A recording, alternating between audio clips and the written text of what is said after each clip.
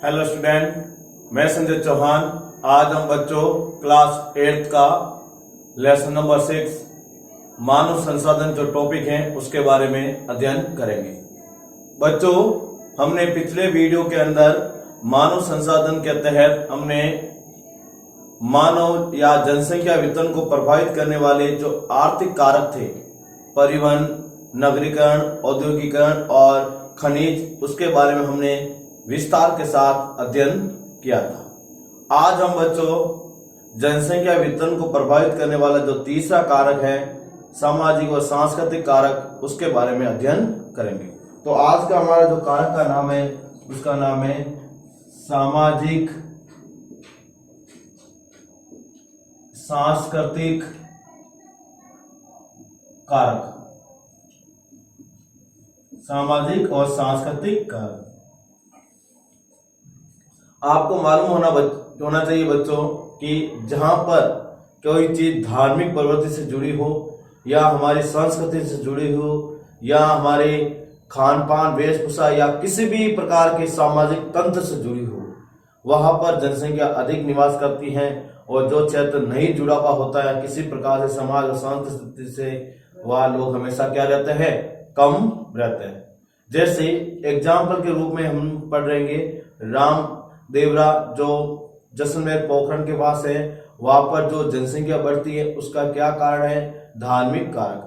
एक हम उत्तर प्रदेश का हरिद्वार की बात करते हैं तो वहां पर भी जनसंख्या बढ़ती है, तो उसका क्या कारण है, धार्मिक कारक। तो आपको स्वयं को मालूम हो गया बच्चों कि जो धार्मिक कारक होते हैं वो धर्म की प्रवृत्ति को ध्यान में रखते हुए क्या हो जाते हैं, प्रभावित होते हैं और जनसंख्या वितरण को भी प्रभावित करते हैं। तो हम इसके अंदर लिखते हैं, जो क्षेत्र धर्म व किसी भी तरह के सामाजिक व सांस्कृतिक कारक से जुड़ा होता है, उस क्षेत्र में जनसंख्या अधिक निवास करती है। क्या करती है, जनसंख्या अधिक निवास करती है। यदि हम इसके एग्जाम्पल देखते हैं तो हम देख सकते हैं, हमारा कुंभ का मेला, उसमें हजारों लोग जुड़ते हैं और वह मेले के अंदर आते हैं और जनसंख्या में क्या हो जाती है, वृद्धि हो जाती है। फिर आज हम जनसंख्या का तीसरा महत्वपूर्ण बिंदु है, वो है जनसंख्या वितरण जनसंख्या परिवर्तन।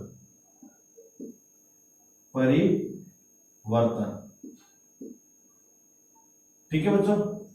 अब देखो बच्चों, जनसंख्या परिवर्तन क्या है उसके बारे में जानते हैं।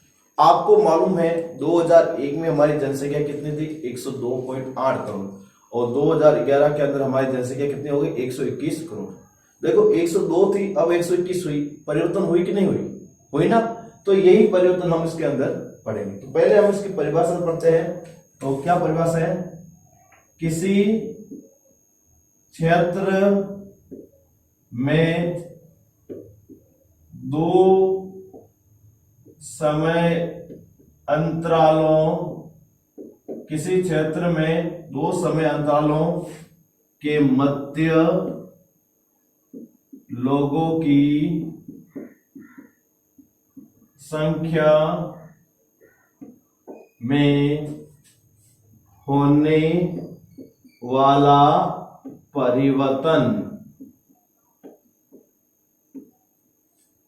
परिवर्तन ही जनसंख्या परिवर्तन परिवर्तन या जनसंख्या वृद्धि कहलाती है। तो आपको मालूम होना चाहिए बच्चों, किसी क्षेत्र में दो समय अंतरालों के मध्य लोगों की संख्या में होने वाला परिवर्तन ही जनसंख्या परिवर्तन या जनसंख्या वृद्धि कहलाता है। तो आपको मालूम हुआ बच्चों कि जनसंख्या परिवर्तन का परिभाषा पूछे तो हमें दो समय अंतराल के बारे में जानकारी होनी चाहिए। जैसे हम एग्जाम्पल ले रहे हैं और जनसंख्या परिवर्तन के बारे में, माना कि देखो भारत की जनसंख्या यदि हम 2001 की बात करें, किसकी बात करें, 2001 की बात करें तो 102.8 करोड़ जनसंख्या थी। कितनी थी? 102.8 करोड़। फिर यदि हम भारत की जनसंख्या 2011 की बात करें तो 121 करोड़ जनसंख्या थी। कितनी? 121 करोड़। तो अब आपको 2001-2011 के बीच में जनसंख्या में कितना परिवर्तन आया वो देखते हैं। तो आपको मालूम होना चाहिए जनसंख्या परिवर्तन में देखते हैं 2011 की जनसंख्या माइनस 2001 की जनसंख्या। 2011 कितनी थी? 121 माइनस 102। तो आप देख सकते हो 121 में से 102 निकलते हैं, कितना बचता है? 19 करोड़। क्या बचते हैं? 19 करोड़। तो लगभग जो 18.2 करोड़ जो जनसंख्या होती है वो भारत के अंदर जनसंख्या 2001 से 2011 के अंदर क्या मिला है? परिवर्तन मिला। यदि हम पूरी लिखते हैं तो इसके अनुसार तो 121 माइनस 102 होते हैं। यदि हम 102.8 करोड़ करते हैं तो इसमें बनता है 18.2 करोड़। कितना होता है? 18.2 करोड़। तो यही जनसंख्या का क्या कहलाता है? परिवर्तन कहलाता है। तो आपको याद रखना, जनसंख्या परिवर्तन ज्ञात करने के लिए दो समय अंतराल होना जरूरी। एक समय अंतराल क्या हो गया? 2001 और एक क्या हो गया? 2011। तो 2001 और 2011 के बीच में जो परिवर्तन आया कितना है? 18.2 करोड़ का। यही परिवर्तन क्या कहलाया? जनसंख्या परिवर्तन। क्या कहलाया बच्चों? जनसंख्या परिवर्तन। तो आपको याद रखना है। फिर हम पढ़ते हैं जनसंख्या परिवर्तन के प्रमुख घटक या प्रकार। अब जनसंख्या परिवर्तन के घटक, तो जनसंख्या परिवर्तन के घटक, यदि हम जनसंख्या परिवर्तन के घटक की बात करें बच्चों तो मुख्य रूप से ये 3 घटक हैं। कितने घटक हैं? 3। याद रखना। पहला जो घटक है वो है जन्म दर। दूसरा है जो घटक है वो है मृत्यु दर। तीसरा है वो है प्रवास। पहला है जन्म दर, दूसरा है मृत्यु दर, तीसरा है प्रवास। और प्रवास के भी 2 प्रकार के देखेंगे हम। एक प्रवास का नाम है उत्प्रवास, दूसरा आप्रवास। कौन सा प्रवास पढ़ेंगे? एक पढ़ेंगे उत्प्रवास, दूसरा पढ़ेंगे आप्रवास। तो आपको हम जनसंख्या परिवर्तन का जो पहला बिंदु है वो कौन सा है? जन्म दर। अब बच्चों आपको स्वयं को मालूम है जन्म क्या होता है। जन्म जो जीवित होते हैं, जन्म लेने वाले बच्चे, उसी को हम जन्म दर में लेंगे। जन्म दर के अंदर किसे लेंगे? जो बच्चे जन्म लेते हैं, और जन्म लेने वाले बच्चों में सिर्फ जीवित बच्चे होते हैं, उसी को हम क्या कहते हैं? जन्म दर। तो हम इसके बारे में थोड़ा सा अध्ययन करते हैं कि जन्म दर क्या होती है। तो आपको मालूम होना चाहिए जन्म दर का सीधा अर्थ क्या होना चाहिए? जो जीवित बच्चे होते हैं। तो अपन इसकी पहली परिभाषा लेते हैं, जन्म दर। जन्म दर प्रति 1000 बच्चों पर जन्म लेने वाले जीवित बच्चों की संख्या को जन्म दर कहते हैं। याद रखना, प्रति हजार बच्चों पर जन्म लेने वाले जीवित बच्चों की संख्या बच्चों क्या कहलाएगी? जन्म दर कहलाएगी। क्या कहलाएगी? जन्म दर। आपको पता ही है बच्चों, जो जन्म दर में जो यदि अपन उदाहरण रूप के अंदर पढ़ते हैं, यदि किसी जगह पर 100 बच्चों ने जन्म लिया, कितने बच्चों ने जन्म लिया? 100। क्या 100 के 100 जीवित रहते हैं क्या? नहीं, उनमें से या 2 या 3 बच्चे क्या हो जाते हैं? मर जाते हैं। क्या हो जाते हैं? मर जाते हैं। लेकिन जन्म तो कितने ने लिया? 100 में। मर गए कितने? 2। तो बच्चे कितने? 98। तो 98 बच्चों को क्या कहा जाएगा? जन्म दर के अंतर्गत लिया जाएगा। किसके अंतर्गत लिया जाएगा? जन्म दर के अंतर्गत। तो याद रखना कि यदि जितने जन्म लेते हैं बच्चों, उनमें से जो मर गए और मरने के बाद जो शेष बचे हैं बच्चों, उसी को हम जन्म दर के अंदर लेंगे। याद हो जाएगा बच्चों। अब हम दूसरा जो प्रकार लेते हैं वो है हमारा मृत्यु दर। कौन सा है? मृत्यु दर। अब मृत्यु दर क्या होती है उसको देखते हैं। मृत्यु दर का सीधी सी परिभाषा है, प्रति 1000 व्यक्तियों पर मरने वाले लोगों की संख्या को मृत्यु दर कहते हैं।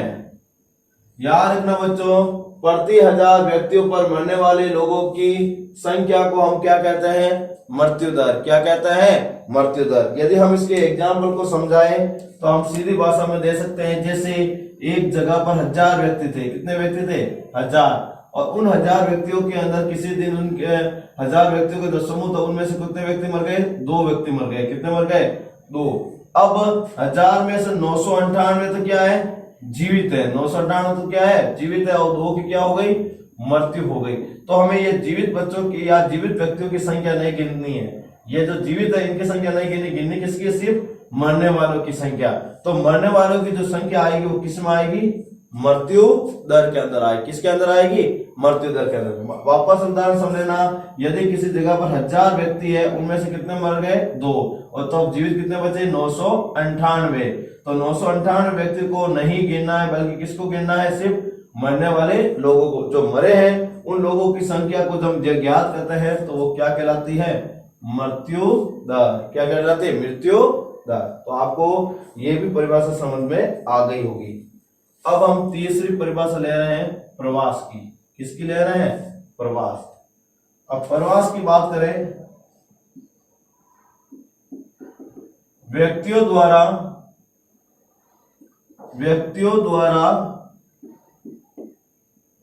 एक स्थान से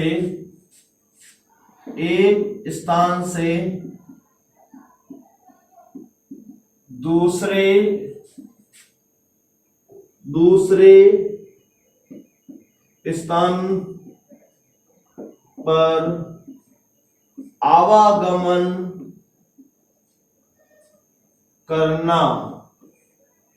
करना ही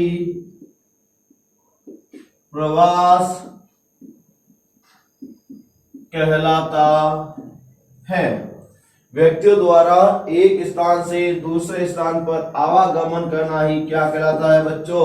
प्रवास कहलाता है। माइग्रेशन के अकॉर्डिंग देख सकते हैं हम। ठीक है, तो प्रवास कहलाता है। तो प्रवास के अंदर अपन 2 मुख्य प्रवास के बारे में पढ़ेंगे। एक तो है उत्प्रवास, एक है अप्रवास। फिर हम प्रवास की जो प्रकार है उनके बारे में भी अध्ययन करेंगे। तो बच्चों, जो प्रवास है उसके अंदर व्यक्तियों का क्या होता है? आवागमन होता है। तो आपको मैं एक एग्जाम्पल के माध्यम से समझाता हूं कि मान लो कि ये आपका घर है बच्चों। ये क्या है? आपका घर। और ये आपकी क्या है? स्कूल। क्या है बच्चों? स्कूल। तो आप घर से कहाँ जाते हो, स्कूल जाते कि नहीं जाते हो, और स्कूल से वापस कहाँ आते हो, घर आते कि नहीं आते हो। तो स्कूल से घर से स्कूल का जाना, स्कूल से वापस घर आना, ये प्रवृत्ति किस में आती है, प्रवास में आती है। किस में आती है बच्चों, प्रवास में। वापस लेना, घर से स्कूल जाना, स्कूल से वापस घर आना, तो किसके लिए यहाँ पर कौन शब्द बनता है, आवागमन। तो किसी एक स्थान से दूसरे स्थान पर जब हम आवागमन करेंगे तो क्या कहलाएगा, प्रवास कहलाएगा। क्या कहलाएगा, प्रवास। ठीक है बच्चों, अब हम अगला प्रकार की बात करते हैं। अब हम लेते हैं प्रवास के भेद। प्रवास के भेद, प्रवास के भेद। इस प्रवास के दो भेद हैं। एक का नाम है उत्प्रवास, एक का नाम क्या है, उत्प्रवास। ठीक है, और दूसरे का नाम है आप्रवास। उत का मतलब होता है जाना। क्या होता है, उत का मतलब जाना। ठीक है, तो हम इसका सीधा लिख सकते हैं, सीधी भाषा में हम परिभाषा लिख सकते हैं, व्यक्ति द्वारा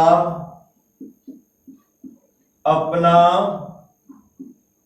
मूल स्थान को छोड़कर दूसरे स्थान पर चले जाना क्या कहलाता है बच्चों, उत्प्रवास।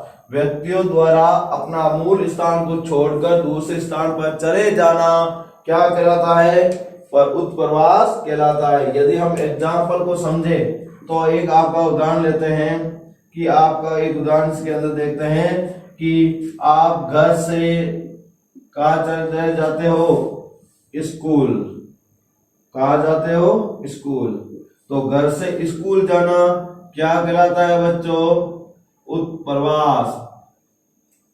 घर से आप कहाँ गए, स्कूल के अंदर गए, तो घर के लिए आप क्या हुए, उत्प्रवासी हुए। क्या हुए, उत्प्रवासी, क्योंकि आपने घर को क्या किया, छोड़े हैं, घर को छोड़कर गए हैं। क्या किया, घर को छोड़कर गए, इसलिए घर के लिए आप क्या बन गए, उत्प्रवासी। क्या बन गए, उत्प्रवासी। लेकिन जब आप स्कूल के अंदर चले गए, स्कूल के लिए आप क्या हो जाओगे, अप्रवासी।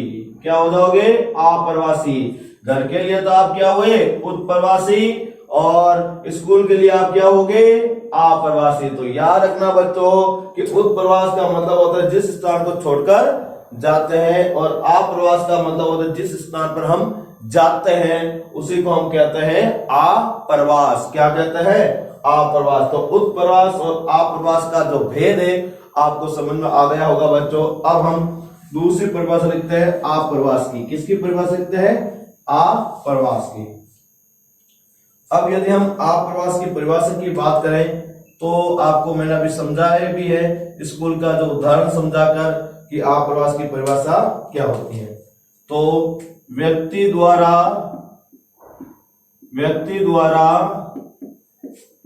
दूसरे स्थान पर आगमन करना ही अप्रवास कहलाता है। याद रखना बच्चों, व्यक्तियों द्वारा दूसरे स्थान पर जब आगमन करते हैं उसी को क्या कहा जाता है, अप्रवास कहा जाता है। इसका एग्जाम्पल आपको मैं समझा देता हूं। अभी आपको मैंने कहा था स्कूल जाते हैं, तो स्कूल के लिए तो हम अप्रवासी हुए, और घर के लिए हम क्या हुए, उत्प्रवासी। क्या हुए, उत्प्रवासी। अब हम बच्चों इस प्रवास है, उस प्रवास के थोड़े से प्रकार हैं, उनके बारे में थोड़ा सा अध्ययन कर लेते हैं कि प्रवास के प्रकार कौन कौन से हैं। क्योंकि काफी बार बच्चों जब भेद के बारे में पूछते हैं तो प्रकार के बारे में भी क्वेश्चन पुटअप कर लिया जाता है। तो क्वेश्चन जब इससे प्रवास से पुटअप करते हैं तो क्या पूछते हैं, प्रवास के प्रकार। तो प्रवास के प्रकार, प्रवास के प्रकार की बात करें हम तो मुख्य रूप से प्रवास के दो प्रकार होते हैं।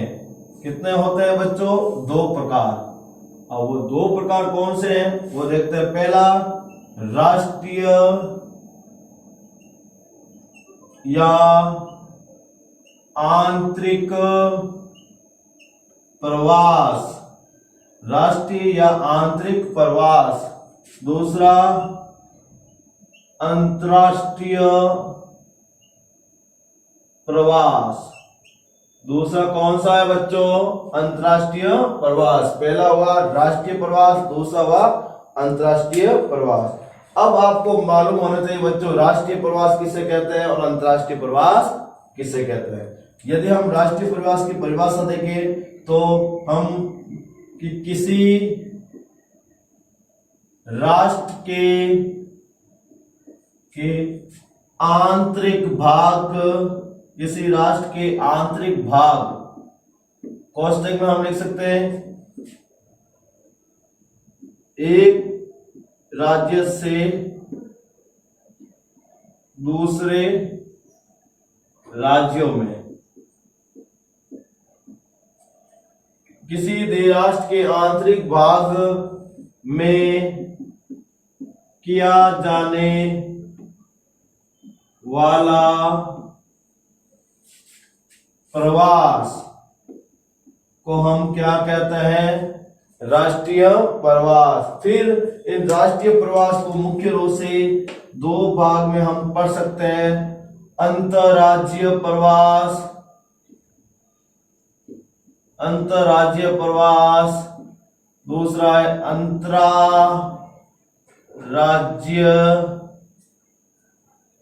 अंतरराज्यीय प्रवास, अंतरराज्यीय प्रवास। इस तरह हम इसके दो भाग में हम पढ़ सकते हैं। अंतरराज्यीय मतलब किसी राज्य के आंतरिक भाग में ही प्रवास करना, और अंतरराज्य का मतलब अलग अलग राज्यों के अंदर क्या करना? प्रवास करना। किसमें आ जाता है? अंतरराज्यीय। फिर अगला जो प्रवास है वो है हमारा दूसरा अंतरराष्ट्रीय प्रवास। कौन सा है? अंतरराष्ट्रीय प्रवास। अब यदि हम अंतरराष्ट्रीय प्रवास की बात करें बच्चों तो हम देख सकते हैं किसी एक राष्ट्र द्वारा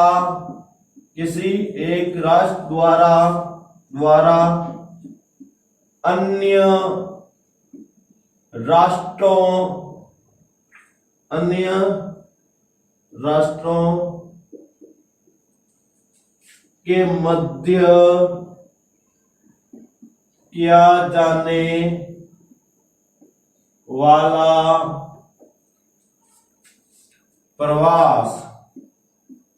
किया जाने वाला प्रवास, क्या होता है बच्चों? अंतरराष्ट्रीय प्रवास। तो याद रखना किसी एक राष्ट्र से दूसरे राष्ट्र के बीच में या अन्य राष्ट्रों के मध्य किया जाने वाला प्रवास क्या कहलाता है? अंतरराष्ट्रीय प्रवास। बॉक्स के अंदर हम लिखते हैं भारत एक राष्ट्र है जो अमेरिका से भी व्यापार करता है, चीन से भी करता है, मालदीव से भी करता है, और हम देखें तो श्रीलंका से भी करता है। तो इसका मतलब एक राष्ट्र के द्वारा बहुत सारे राष्ट्रों के बीच में जब व्यापार हो रहा है तो क्या किया जा रहा है? अंतरराष्ट्रीय व्यापार। क्या कहलाता है? अंतरराष्ट्रीय व्यापार। तो आपको मालूम हुआ बच्चों प्रवास के कितने प्रकार हुए? दो, राष्ट्रीय प्रवास और अंतरराष्ट्रीय प्रवास। फिर राष्ट्रीय प्रवास किसी राष्ट्र के आंतरिक भाग जो एक राज्य से दूसरे राज्य के बीच में हो सकते हैं, राज्यों के अंदर भी व्यापार हो सकता है या प्रवास हो सकता है। ठीक है बच्चों, तो किसी राष्ट्र के आंतरिक भाग में किया जाने वाला प्रवास राष्ट्रीय प्रवास कहलाता है। इसे अंतरराज्य के प्रवास के रूप में और अंतरराज्य प्रवास के रूप में पढ़ सकते हैं। फिर हम अंतरराष्ट्रीय प्रवास की बात करें तो किसी एक राष्ट्र द्वारा अन्य राष्ट्रों के मध्य किया जाने वाला प्रवास अंतरराष्ट्रीय प्रवास कहलाता है। तो इस तरह बच्चों आपने देखा कि जनसंख्या परिवर्तन के 3 प्रमुख घटक थे, जन्म दर, मृत्यु दर और प्रवास। इसके बाद जो मानव संसाधन जो टॉपिक है उसके अंदर जो टॉपिक आए हुए हैं वो आपके 60% जो सिलेबस है उसके अकॉर्डिंग नहीं रखा गया, तो इसके बारे में हम अध्ययन नहीं करेंगे। तो आपने देखा बच्चों कि मानव संसाधन क्या है उसके बारे में हमने पढ़ा, फिर मानव संसाधन के बारे में हमने विस्तार से अध्ययन किया, और फिर हमने टॉपिक लिया जनसंख्या। कौन सा टॉपिक लिया? जनसंख्या। जनसंख्या के बारे में पढ़ा, जनसंख्या क्या होती है, जनसंख्या वितरण क्या होता है, भारत में जनसंख्या कितनी है, विश्व में कितनी है, भारत के कहाँ कितनी जनसंख्या पाई जाती है, उन सब के बारे में हमने अध्ययन किया। उसके बाद हमने टॉपिक लिया जनसंख्या घनत्व, और जनसंख्या घनत्व को प्रभावित करने वाले जो टॉपिक है वो भी हमने अध्ययन किए, और हमने देखा जनसंख्या घनत्व विश्व के अंदर सबसे ज्यादा किसका है और भारत के अंदर सबसे ज्यादा किसका है, राजस्थान में कितना है, ये सारे बिंदु का हमने विश्लेषण के साथ अध्ययन किया। उसके बाद हमने लिया था जनसंख्या वितरण को प्रभावित करने वाले कारक, जिसके अंदर हम 3 कारक पढ़े थे। पहला कारक पढ़ा था भौगोलिक कारक, दूसरा पढ़ा था आर्थिक कारक, तीसरा पढ़ा था हमने राजनीतिक, सामाजिक और सांस्कृतिक कारक। फिर हमने भौगोलिक जो कारक था उसके अंदर जल है, जलवायु है, भूमि है, मिट्टी है, इन सब के बारे में विश्लेषण के साथ अध्ययन किया। उसके बाद आर्थिक कारक के अंदर हमने मुख्य रूप से खनिज है, परिवहन है, नगरीकरण है, औद्योगिकरण है, उनके बारे में अध्ययन किया। फिर आज हमने जो महत्वपूर्ण टॉपिक था सामाजिक और सांस्कृतिक कारक, उसके बारे में पढ़ा, और हमने देखा जनसंख्या परिवर्तन के जो 3 प्रमुख घटक है उसका विस्तार के साथ अध्ययन किया। तो अब हम बच्चों 8th क्लास के अकॉर्डिंग जो सिलेबस दिया गया था 60% जो आपके एसएस मतलब सोशल स्टडी के अंदर जो भूगोल से संबंधित था उसके बारे में हमने विस्तार के साथ अध्ययन किया है। Thank you.